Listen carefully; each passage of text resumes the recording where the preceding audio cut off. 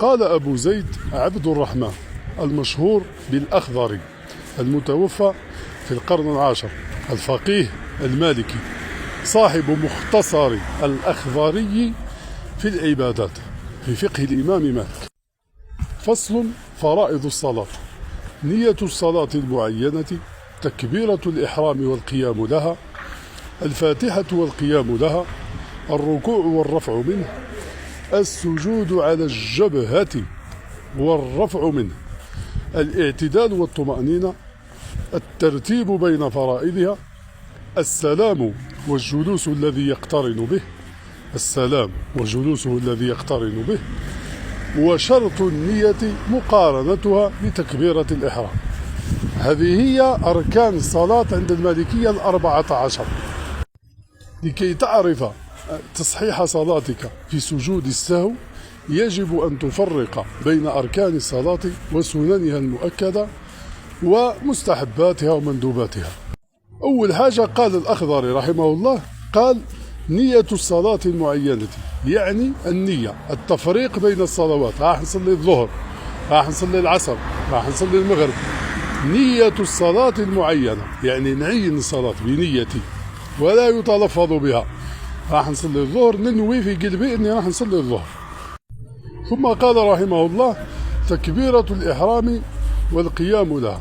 تكبيرة الإحرام هي قول الإنسان الله أكبر، ولا تصح إلا بهذا القول. فلو قال الإنسان الله كبير الله عالي لا يبدأ الصلاة أصلا، يعني لا تصح صلاته. يجب عليه قول الله أكبر، ويجب أن يقوم والقيام لها مع القدرة، ويكون مستقبل القبلة من شروطها. ورفع اليد في تكبيرة الإحرام سنة. ثم قال: والفاتحة هذه ركن، والقيام لها ركن. والفاتحة والقيام لها هذه على المنفرد والإمام عند المالكية وحتى عند جمهور الفقهاء. على المنفرد الفاتحة ركن والقيام لها ركن، والإمام لأن المأموم يرفعها عنه الإمام، تصبح ليست ركن في حقه المأموم، تصبح الفاتحة مستحبة في حقه في الفقه المالكي. قراءة الفاتحة والقيام لها مع القدرة طبعا. ثم قال: والركوع والرفع منه. الركوع ركن والرفع منه ركن. الركوع هو تمكين اليدين من الركبتين وبسط الظهر حتى تستوي راكعا وتطمئن راكعا. وفيه ذكر هو مستحب عند المالكية وواجب عند الحنابلة، يقال سبحان ربي العظيم، ويقال سبوح قدوس ربنا ورب الملائكة والروح. والرفع منه ركن، يجب أن ترفع من الركوع. وسمع الله لمن حمده سنة مؤكدة عند المالكية. التسميع سنة مؤكدة، واجب عند الحنابلة تقول سمع الله لمن حمده إذا كنت منفردا ربنا ولك الحمد، وإذا كنت مأموما تكتفي بقولك ربنا ولك الحمد حتى ترفع وتطمئن رافعا وترجع كل فقرة إلى مكانها. ثم قال: والسجود على الجبهة. هنا كاين علامة استفهام، لماذا قال على الجبهة والرفع منه؟ السجود عند المالكية لا يشترطون السجود على 7 أعظم، يشترطون فقط جبهة وحتى نصف جبهة، لأنهم يعدون السجود على الجبهة هو السجود. وقالوا أنه لو الإنسان يسجد على 7 أعظم ينحي الجبهة لا يعد ساجدا، فقالوا أن السجود يكفي منه سجود الجبهة. لو يرفع الإنسان رجل أو يد عند المالكية سجوده صحيح، لكن الراجح والذي عليه الدليل هو قول الحنابلة أن الإنسان يجب أن يسجد على 7 أعظم، وذلك لموافقة دليل لقول رسول الله صلى الله عليه وسلم. عند المالكية فهمنا أنهم يشترطون الجبهة فقط.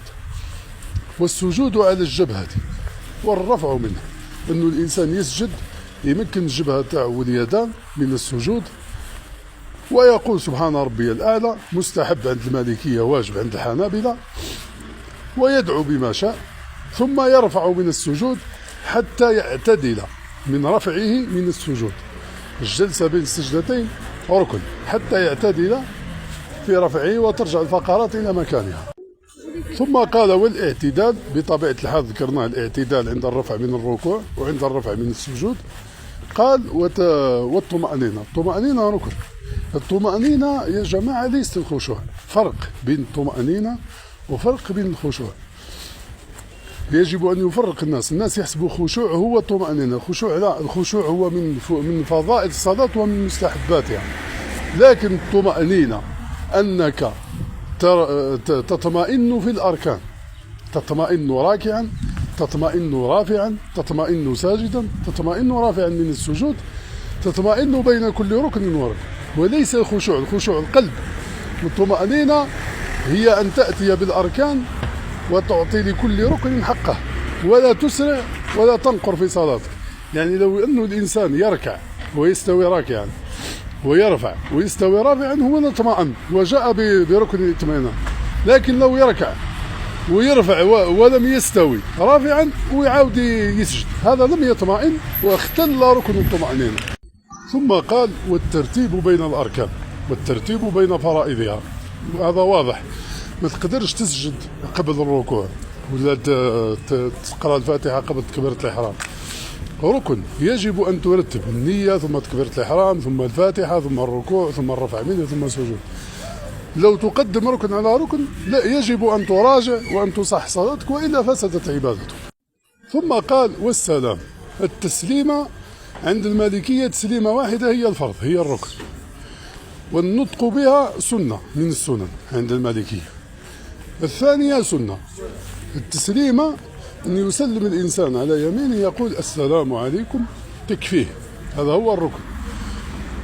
وقال الأخضري والجلوس الذي يقترن بها، يعني لو يسلم الإنسان قائما أو مضطجعا وهو صحيح سليم لا بأس به، أو متكئا، أو يعني ماهوش مسلم في الجلسة تاع التسليمة اللي باينة، هنا عند المالكية فسدت صلاته. التسليمة والجلسة التي تقترن بها، إذا كان ماهوش مريض ولا ماهوش جالس على كرسي ولا وراح سلم وهو واقف، هنا فسد صلاته. وفي الأخير قال شرط وشرط النية اقترانها بتكبيرة الإحرام. هذا يا جماعة عند المالكية عندهم من شروط النية أن تكون مقترنة بتكبيرة الإحرام، تنوي وتكبر. لكن الصحيح والراجح من أقوال أهل العلم أنها من الفضائل من المستحبات. لو تكون النية قبل تكبيرة الإحرام بقليل بمدة قليلة لا بأس. عند المالكية يشترطون أنك كي توصل باش تكبر تنوي أني راح نصلي الظهر في قلبك وتكبر، وهذا أمر سهل يعني إن شاء الله. هذا باختصار أركان الصلاة عند المالكية. المرة الجاية نتكلموا في السنن المؤكدة، ثم نتكلم في سجود السهو بالتفصيل لكي يفهم الإنسان يفرق بين الركن وبين السنة المؤكدة عند المالكية، لأنها ما عندناش واجبات، عندنا سنة مؤكدة. يفرق الإنسان وقتاه خليت ركن وقتاه خليت سنة مؤكدة وقتاه خليت مستحب، لأن قلنا المستحب لا يجب السجود له للسهو، ولو سجد تعمد ذلك فسدت صلاته. يسجد للركن للسهو ويراجع الركن، لا يجبر بالسهو فقط، ويسجد للسنة المؤكدة للسهو ولا يراجع، تجبر السنة المؤكدة بالسهو. فيديو الجاي إن شاء الله، هذا هاو باين فيديو طويل ربي يجيب الخير.